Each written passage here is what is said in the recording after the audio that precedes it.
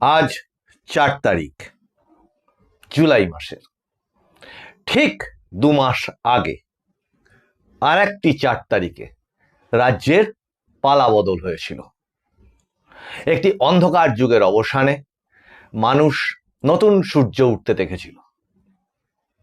এখন যদি কাউকে ফিকশন স্টোরিও লিখতে বলা হতো যে খুব কল্পনা করে এমন এমন ঘটনা লেখো যাতে মানুষ আরো আরো চমৎকৃত হয়ে ওঠে, যেগুলো প্রায় অবিশ্বাস্য, সেরকম জিনিসগুলোকে দিয়ে তুমি একটি কাহিনী লেখো এই রাজনৈতিক ঘটনাবলীর ওপর, সেই লেখকও বোধহয় হার মেনে যেতেন।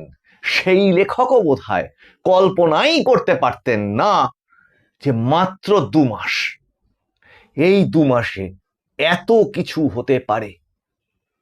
যে রাজনৈতিক দলটি এবং তার নেত্রী নেতা এদের কথায় গাছের পাতা নড়াচড়া করত এবং যারা কিনা ভারত সরকার উল্টে দেওয়ার আশা করছিলেন, হুঙ্কার দিচ্ছিলেন, স্বরাষ্ট্রমন্ত্রীকে হুঙ্কার দিচ্ছিলেন, প্রধানমন্ত্রীকে হুঙ্কার দিচ্ছিলেন, রাষ্ট্রপতিকে মানছিলেন না, আজ তারা কোথায়?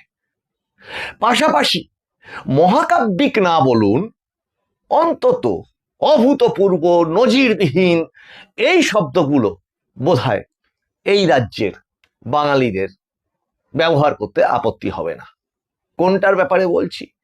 এই রাজ্যে সেই কংগ্রেস জমানা থেকে শুরু করে এই গত 4 তারিখ পর্যন্ত যদি ধরা হয় এবং তারপরের এই 2 মাস, এই 2 মাসে ঘটে চলা রাজনৈতিক ঘটনাবলী এতদিনকার পশ্চিমবঙ্গবাসী কখনোই হয়তো দেখেননি। এর তুল্য মিল খুঁজে পাওয়া সত্যিই খুব দুর্লভ। বন্দে মাতরম।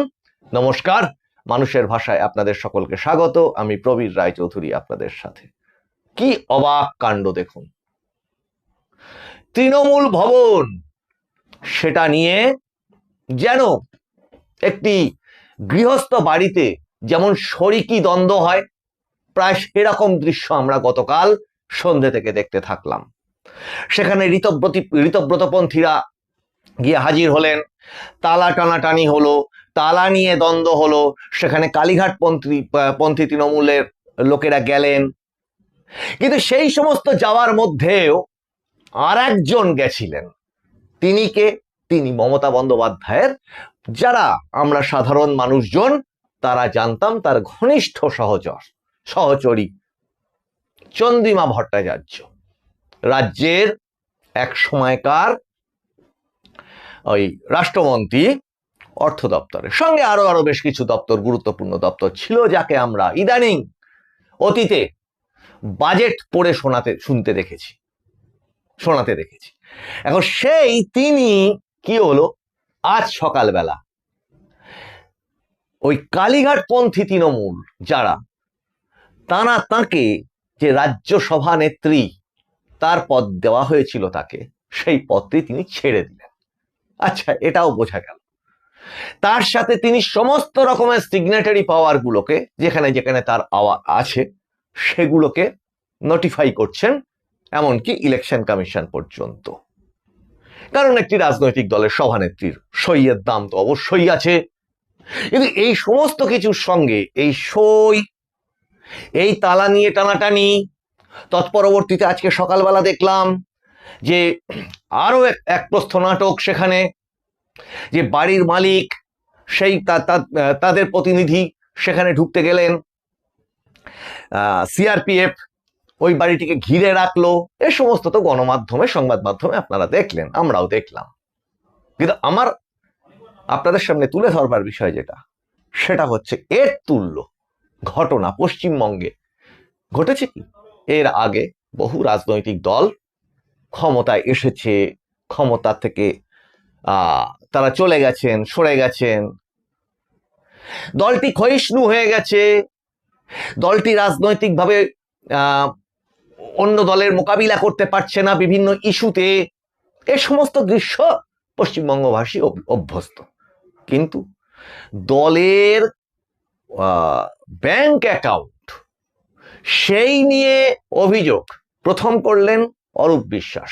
তিনি নাকি তখনও কোন তৃণমূলে আছে বুঝতে পারছিলেন না, এক প্রকার পালিয়েছিলেন, তার নামে এফআইআর হয়েছিল, বিভিন্ন রকম অভিযোগ হয়েছিল। তিনি প্রথম ওই অ্যাকাউন্টের বিষয়টি প্রথমে সবার চোখে আনেন এবং তিনি এইচডিএফসি ব্যাংকের শাখায় সেই অ্যাকাউন্টগুলিকে বন্ধ করবার কথা প্রথম বলেন। পরবর্তীতে আমরা দেখলাম পুলিশের তরফে সেই অ্যাকাউন্টগুলোকে সিজ করে দেওয়া হলো বা লেনদেন বন্ধ করে দেওয়া হলো। আরো দেখলাম এই নিয়ে কোর্টে ছোটাছুটি শুরু হলো। আরো দেখলাম এই অ্যাকাউন্ট 4টি নয়, পরবর্তীতে আরো অ্যাকাউন্টের সন্ধান পাওয়া যাচ্ছে এবং সেটা নিয়ে আবার তদন্ত শুরু হলো। কি যে সেই অ্যাকাউন্টে মানে ওই একপন্থী আর একপন্থীকে, আর একপন্থী আর একপন্থীকে অভিযোগ করছে, ওই অ্যাকাউন্টে বহু অবৈধ টাকার লেনদেন লুকিয়ে আছে, অনেক তথ্য সূত্র সেখানে লুকিয়ে আছে। খেয়াল করে দেখুন এই যা কিছু ঘটনা ঘটলো এবং আজকে এই যে চন্দ্রিমা ভট্টাচার্য মহাশয়া, তিনি আজকে ওই কালীঘাটপন্থী তৃণমূলের সভানেত্রীর পদ ছেড়ে চলে গেলেন। মানে ওই তৃণমূলটার এই মুহূর্তটায় কিন্তু এই মুহূর্তে আর কোনো সভানেত্রী এই মুহূর্তে নেই। পড়ে থাকলো কি সেটা নিয়েও অনেক প্রশ্ন উঠবে। আমরা এর আগে অতীতে এই রকম পরিবার কেন্দ্রিক যে সমস্ত দলগুলোকে দেখেছি, যেটাকে মাননীয় মুখ্যমন্ত্রী এখনকার শুভেন্দু অধিকারী একাধিকবার বলতেন লিমিটেড কোম্পানি, পরিবারতান্ত্রিক, এই কথাগুলো সারা ভারতবর্ষের মানুষ ব্যবহার করতেন ওই দলটি সম্পর্কে, টিএমসি সম্পর্কে। কিন্তু খেয়াল করুন ওদিকে বিহারের সেই আরজেডি, ওদিকে মুলায়ম সিং যাদবের অখিলেশ যাদব, এখন অখিলেশ যাদবের দল বলে পরিচিত যেটা, তা এই দলগুলো সমাজবাদী পার্টি, আরজেডি, এর থেকে বেশি ছাপিয়ে গিয়ে বলা হয় কি লালু প্রসাদ যাদবের দল বা তেজস্বী যাদব বা রাবড়ি দেবী বা ওদিকে মুলায়ম সিং যাদব, তেজস্বী অখিলেশ যাদব, এদের দল। পাশে ওদিকে আপনি চলে যান যদি মহারাষ্ট্রের দিকে, শরদ পাওয়ারের ন্যাশনাল কংগ্রেস, এনসিপিআই, তার এবং শিবসেনা, এগুলোর মধ্যে একাধিকবার আমরা পারিবারিক দ্বন্দ্ব দেখতে পেয়েছি অতীতে।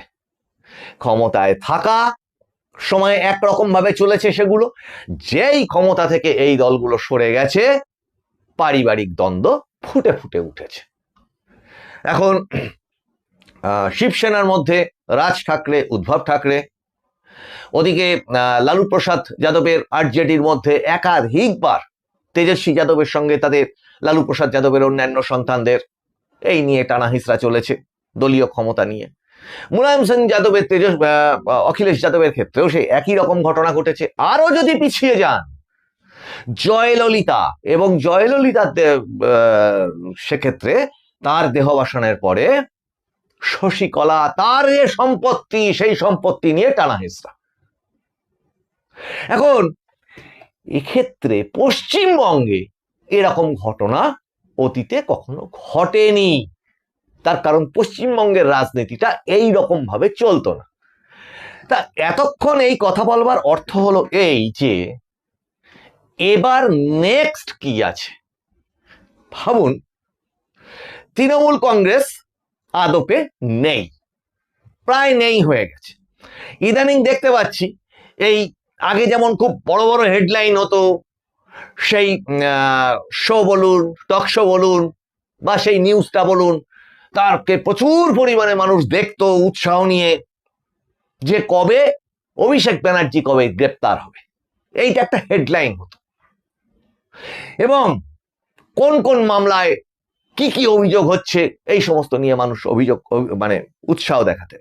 এই কিছুদিন আগেও তো তাই হয়েছে, মমতা ব্যানার্জির বিরুদ্ধে কোন অভিযোগ হলো এই সমস্ত নিয়ে মানুষ উৎসাহ দেখাতেন। ইদানিং দেখতে পাচ্ছি সেই সমস্ত নিয়ে মানুষের আর খুব একটা উৎসাহ নেই, কারণ ইমারত, একটি প্রাসাদ, অরাজকতার প্রাসাদ, সেটা যখন ভেঙেই গেছে, ভুলুণ্ঠিত হয়েই গেছে, তারপর সেটার থেকে ইট, কাঠ, বালি, জানলার টুকরো, দরজার টুকরো খসে খসে পড়ে যাবে, এর নিয়ে তো কোনো সন্দেহই নেই।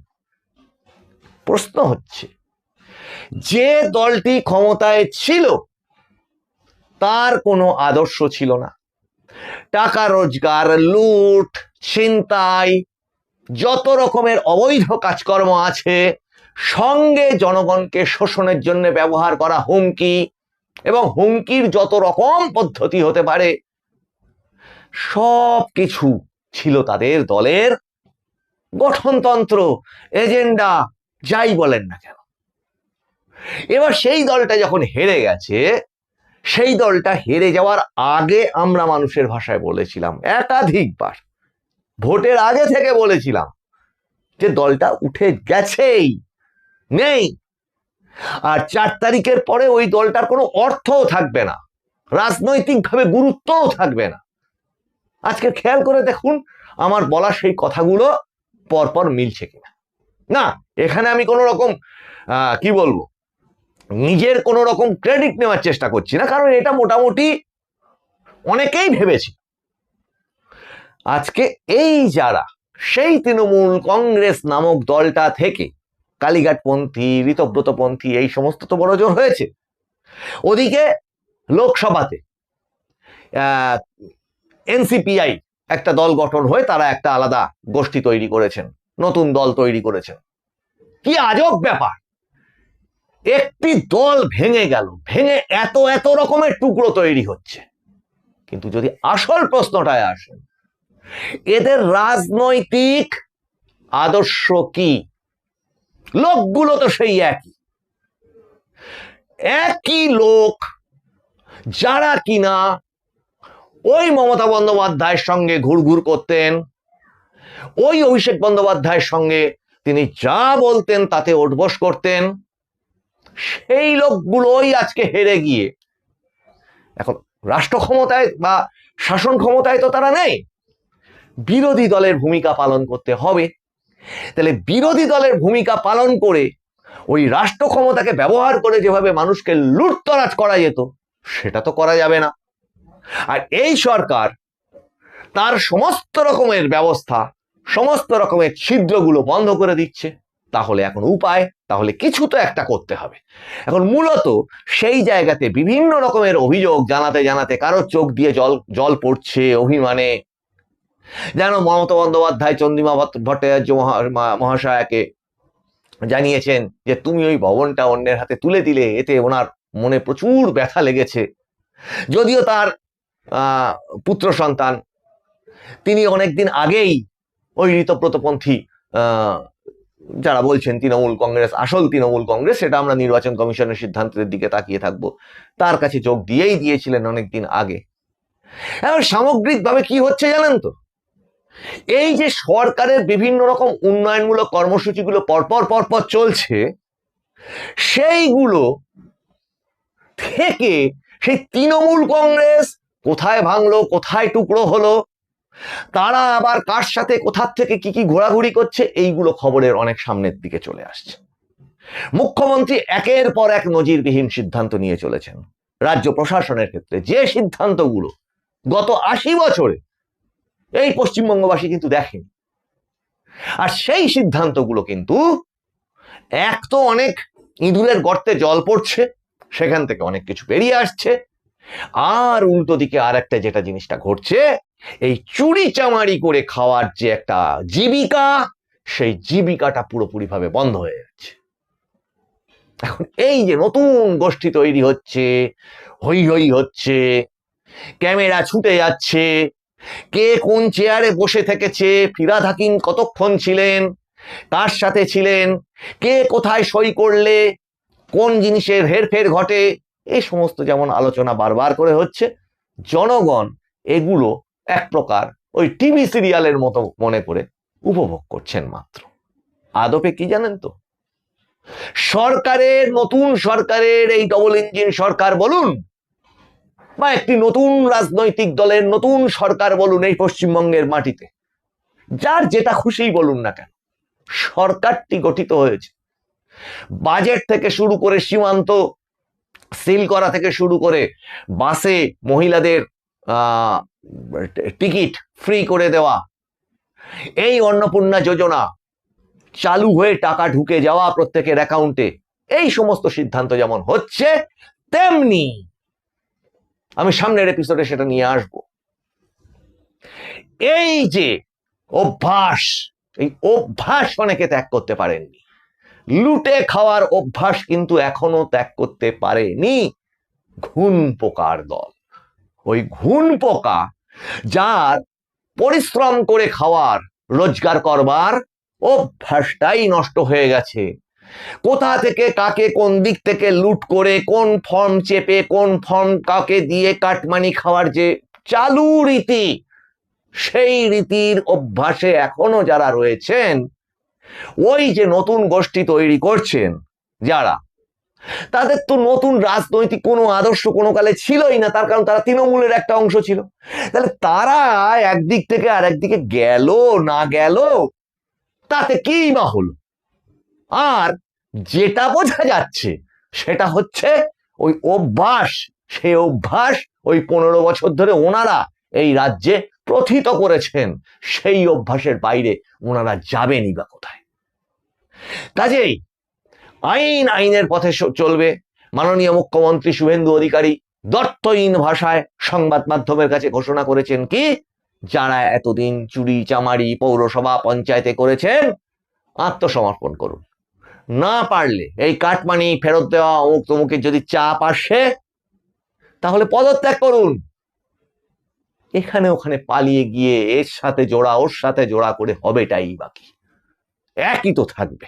মানুষ আপনাদের যা চেনার চিনেই ফেলেছে, আদপে আপনাদেরকে সরিয়েই দিয়েছে। শুধু দর্শকবৃন্দ, এই এপিসোডগুলো আপনাদের ভালো লাগলে লাইক শেয়ার কমেন্ট করুন, সাবস্ক্রাইব করুন। নতুন সাবস্ক্রিপশন চ্যানেলের সামনের দিকে রিচ বাড়াতে সাহায্য করবে। আপনাদের যে মতামত, এই নতুন যে সমাজ গঠন হচ্ছে সেই সম্পর্কে আপনারা মতামত রাখুন, এবং একটু শেয়ার করলে আপনার মতটাও অনেক মানুষের চোখে পড়বে। আপনারা নোটিফিকেশন অন রাখুন নতুন এপিসোডের জন্য। আপনাদের সঙ্গে আবার দেখা হবে সামনের এপিসোডে। আপনারা নজর রাখুন মানুষের ভাষার পর্দায়, কারণ মানুষের ভাষা সবার মনের কথা বলে। বন্দে মাতারাম, নমস্কার।